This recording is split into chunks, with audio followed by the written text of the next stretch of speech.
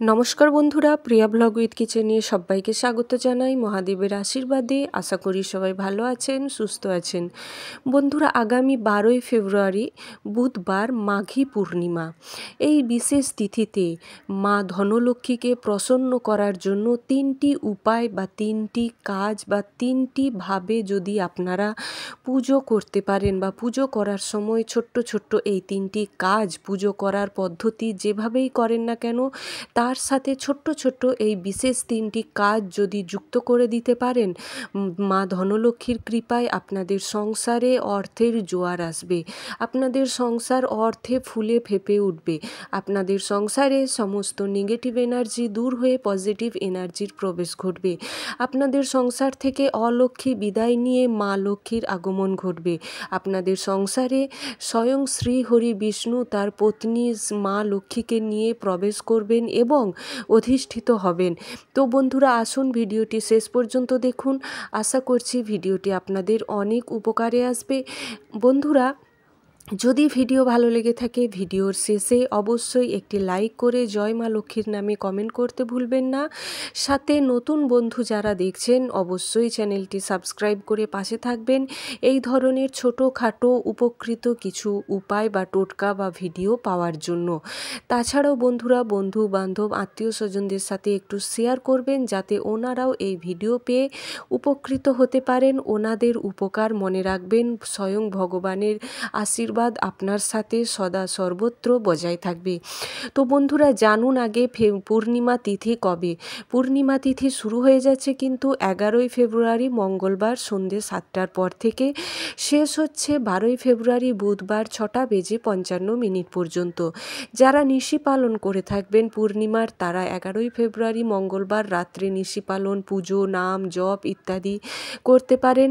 কিন্তু ব্রত উপবাস বা শ্রী শ্রী সত্যনারায়ণের ব্রত কথা পুজো বা মা লক্ষ্মী নারায়ণের পুজো, এই সমস্ত সবই কিন্তু হবে বুধবার অর্থাৎ 12ই ফেব্রুয়ারি, এই দিন মাঘী পূর্ণিমায়। মাঘী পূর্ণিমা শাস্ত্রমতে বিশেষ মাহাত্ম্য রয়েছে, কারণ এই সময় মহাকুম্ভের স্নানযাত্রা হয়ে থাকে। এই সময় বন্ধুরা 12 বছর পর অনুষ্ঠিত হয় কুম্ভ মেলা, আর মহাকুম্ভ অনুষ্ঠিত হয় 144 বছর পর। সেটা এই বছর অনুষ্ঠিত হচ্ছে 144 বছর পর। তাই বিশেষ বিশেষ কয়েকটি দিনে মহাকুম্ভের মহাপুণ্য স্নান হচ্ছে, কারণ এই দিন এখন বলা হয়ে থাকে জলের মধ্যেই স্বয়ং শ্রীহরি প্রত্যেক দিন ব্রহ্ম মুহূর্তে স্নান করেন, জলের মধ্যেই তার বাস বলে মনে করা হয়। সে কারণে সকল ঋষি মুনি পণ্ডিত যারাই রয়েছেন সকলেই এই মহাকুম্ভ স্নান অর্থাৎ ব্রহ্ম মুহূর্তে স্নান করে মহাকুম্ভ স্নানের মহাপুণ্য লাভ তারা করছেন। তো আপনারা বাড়িতেই বসে এই দিন স্নান করুন। ব্রহ্ম মুহূর্তে ভোর 5:10 থেকে 6:10 মধ্যে স্নান করা, দান করা আর ঠাকুরের নাম জপ করা, এই 3টি হলো বিশেষ বিশেষ কাজ। আমি অবশ্যই 3টি ছোট উপায় আপনাদের কাছে জানিয়ে দিচ্ছি মা ধনলক্ষ্মীকে প্রসন্ন করার। তার সাথে আমি ভিডিওর শেষে অবশ্যই জানাবো কোন 3টি কাজ ভুলেও এই পূর্ণিমা তিথিতে কখনো করবেন না। বন্ধুরা, এই দিন অর্থাৎ চন্দ্রদেব তার 16 কলা পূর্ণ করে আমাদের পৃথিবীর ওপর তার অমৃত বর্ষণ করে থাকেন। সেই কারণে সন্ধেবেলায়, পূর্ণিমার দিন সন্ধেবেলায় চন্দ্রদেবকে কাঁচা দুধ আর জল যদি অর্পণ করা যায় বা অর্ঘ্য দেওয়া যায়, চন্দ্রদেবের আশীর্বাদে আমাদের সংসারে চন্দ্রের যে মেন আমাদের সুখ শান্তি বা সমৃদ্ধি চন্দ্রদেবের কাছ থেকেই আমরা পেয়ে থাকি। তাই বন্ধুরা, অবশ্যই আপনারা এই কাজটি করবেন, চন্দ্রদেবকে সন্ধেবেলায় অর্ঘ্য দিতে ভুলবেন না। এরপর আসি পুজো। আপনারা যে যেমনভাবে পারবেন পুজো করুন, যে যেমনভাবে আপনারা যে পদ্ধতিতে পুজো করছেন, যা যা উপকরণ দিয়ে পুজো করেন সব কিছু দিয়ে আপনারা পুজো করুন নিজেদের মনের মতো করে। কিন্তু এই 3টে জিনিস তার সাথে অ্যাড করে নেবেন। তিনটে নয়, সরি বন্ধুরা, দুটো জিনিস অ্যাড করবেন আর একটি মন্ত্র আপনাদের অ্যাড করতে হবে। তার আগে ছোট্ট একটা মিস্টেক করলাম। যখন আপনারা সন্ধেবেলায় কাঁচা দুধ আর জল, যেমনভাবে সূর্যদেবকে অর্ঘ্য দেওয়া হয় ঠিক তেমনভাবেই সন্ধেবেলায় কাঁচা দুধ চন্দ্রদেবকে অর্ঘ্য দিন। এই মন্ত্র জপ করে ওম সোম সোমায় নম, এই মন্ত্রটি 108 বার জপ করে অর্ঘ্য দিন, বা অর্ঘ্য দেওয়ার পর 108 বার জপ করে প্রণাম করুন। দেখুন চন্দ্রদেব যেমন পুরো পৃথিবীকে আলোকিত করে রাখে, আপনারাও ঠিক তেমন আপনাদের জীবন ভবিষ্যৎ আপনাদের তেমনভাবেই আলোকিত হয়ে থাকবে বা আলোকময় হয়ে উঠবে আপনাদের জীবন। করে দেখুন ছোট্ট একটি উপায়। একটু কাঁচা দুধ নিয়ে ছাদে বা ব্যালকনিতে চলে যাবেন। তার আগে সুন্দর কাপড় জামা বা পরিষ্কার কাঁচা কাপড় জামা পরবেন। কখনো এই দিন কালো পোশাক পরা উচিত নয়। তো সুন্দরভাবে সাদা বা লাল সাদা পোশাক পরে চন্দ্রদেবকে কাঁচা দুধ জল অর্ঘ্য দিন ওম সোম সোমায় নম এই মন্ত্র জপ করতে করতে। এরপর আসি, যখন মা ধনলক্ষ্মীকে প্রসন্ন করার কথা, তখনই বা পিছুপা হবেন কেন? এই দিন অর্থাৎ বিশেষ মুহূর্ত 144 বছর পর এসেছে। মানে ভাবতে পারছেন কত বছর পর এসেছে এই সুযোগ, মাঘী পূর্ণিমা। তো আপনারা কি করবেন? 11টি লক্ষ্মী কড়ি নেবেন। লক্ষ্মী কড়ি আশা করি সকলেই চেনেন। হলুদ রঙের যে কড়িগুলো হয় সেটাই হলো লক্ষ্মী কড়ি। 11টি লক্ষ্মী কড়ি নেবেন আর 11টি নেবেন নাভি শঙ্খ। যেই নাভি শঙ্খ বাচ্চাদেরকে নজর দোষ কাটানোর জন্য পরানো হয়, নাভি শঙ্খ বা গোমতী চক্র। এই জিনিসটা মা লক্ষ্মী দেবীর খুবই প্রিয় একটি জিনিস। আর নেবেন 11টি সবুজ রঙের এলাচ।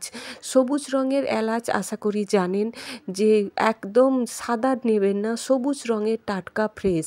এই 3টি জিনিস মা লক্ষ্মীর কাছে রেখে পুজো করবেন আপনাদের মতো করে, কিন্তু ছোট্ট একটি মন্ত্র আপনাদের 108 বার জপ করতে হবে।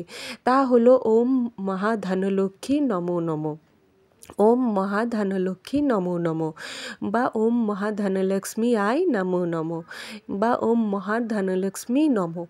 যে কোনো, বা এমনি সংক্ষেপেও বলতে পারেন ওম মহাধনলক্ষ্মী নমঃ।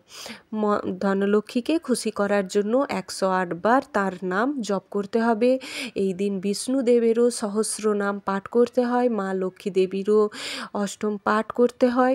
এই ছোট্ট ছোট্ট সামান্য কয়েকটা জিনিস আপনারা করুন। তারপর যে গোমতী চক্র আর লক্ষ্মী কড়ি মা লক্ষ্মীকে দিয়ে পুজো করছেন, এই দুটো জিনিস আপনারা পূর্ণিমা তিথি সারা দিন সারা রাত মায়ের কাছে রেখে দিন। পরের দিন এই দুটো জিনিস নিয়ে যারা ব্যবসা করেন একটি লাল কাপড়ে বেঁধে ব্যবসা ক্ষেত্রে আপনারা ক্যাশের বাক্সে রাখতে পারেন, বা বাড়িতেই আপনারা মহিলারা যেখানে সোনার গয়না রাখেন ওটা মা লক্ষ্মীরই স্থান, সেখানে রেখে দিন। এখানে ছোট্ট একটা কথা বলবো, যেই আলমারিতে সোনা দানা টাকা পয়সা, শুধু সেই আলমারি কেন, কোনো আলমারির মাথার ওপর অযথা কোনো কিছু চাপিয়ে রেখে মা লক্ষ্মীকে দাবিয়ে দেবেন না।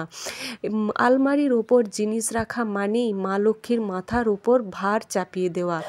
আর মা লক্ষ্মী ভারাক্রান্ত অবস্থায় বেশি দিন কিন্তু সেই গৃহের সংসারে থাকতে পারেন না। কাজেই অবশ্যই আলমারির মাথা সব সময় পরিষ্কার রাখুন। আর যে সবুজ এলাচগুলো দিয়ে মা লক্ষ্মীর পুজো করেছেন, সেই সবুজ এলাচগুলো বাড়ির প্রত্যেকেই একটি করে ভোগ হিসেবে খান, বা নিরামিষ রান্না যখন করবেন সেই রান্নায় দিয়ে দিতে পারেন। এরপর মা লক্ষ্মীকে যখন কাঁচা দুধ মিশ্রি দিয়ে পায়েস বানিয়ে দেবেন, পায়েসে কেশর মেশাতে কিন্তু একদম ভুলবেন না। কেশর, ঘি আর গরুর দুধ আর চালের পায়েস মিশ্রি দেওয়া মা লক্ষ্মীর আর চন্দ্রদেবের খুব প্রিয় এই জিনিস। এই পায়েস চন্দ্রদেবকে অর্পণ করে, মা লক্ষ্মীকে অর্পণ করে বাড়ির প্রত্যেকে খাওয়ালে রোগ মুক্তি হওয়া যায়। তো বন্ধুরা অবশ্যই বুঝতে পারছেন কোন কোন কাজগুলো করা একান্ত জরুরি। বয়স্ক পিতামাতাকে দেখা, বা বয়স্ক পিতামাতার পায়ে পদসেবা বা পা টিপে দেওয়া, বা বয়স্ক পিতামাতাকে চন্দ্রদেবের দর্শন করানো, বা আপনারা অবশ্যই এই সমস্ত কাজগুলো করুন। বাড়ির মা লক্ষ্মী অর্থাৎ মেয়ে স্ত্রীকে কখনো অসম্মান করতে নেই। এছাড়া যে কাজগুলো করবেন না তা হলো আমিষ জাতীয়, অ্যালকোহল জাতীয় এই সমস্ত সেবন, বা পেঁয়াজ রসুন এই সমস্ত খাদ্য গ্রহণ করা, এই সমস্ত কাজগুলো একদম করবেন না। এছাড়াও চুল দাড়ি নখ ইত্যাদি যেগুলো কাটা এই সমস্ত কাজগুলো এই পূর্ণিমা তিথিতে করা উচিত নয়। এই সমস্ত কাজ করলে মা লক্ষ্মী খুবই রুষ্ট হয়ে যান।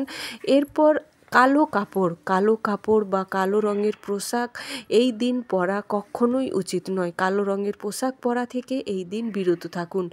নিজেরা ভালো থাকুন, অপরকেও সুস্থ রাখুন, নিজেরা আনন্দে বাঁচুন, অপরকেও আনন্দে রাখুন। আর অবশ্যই হরে কৃষ্ণ হরে রাম মহামন্ত্র জপ করতে ভুলবেন না। এই দিন লাড্ডু গোপালেরও পুজো করুন। বাড়িতে লক্ষ্মীনারায়ণ থাকলে অবশ্যই পঞ্চামৃত দিয়ে অভিষেক করান, কেননা 144 বছর পর এই সুযোগ হাতছাড়া করবেন না। মাঘী পূর্ণিমা অবশ্যই পালন করুন। জয়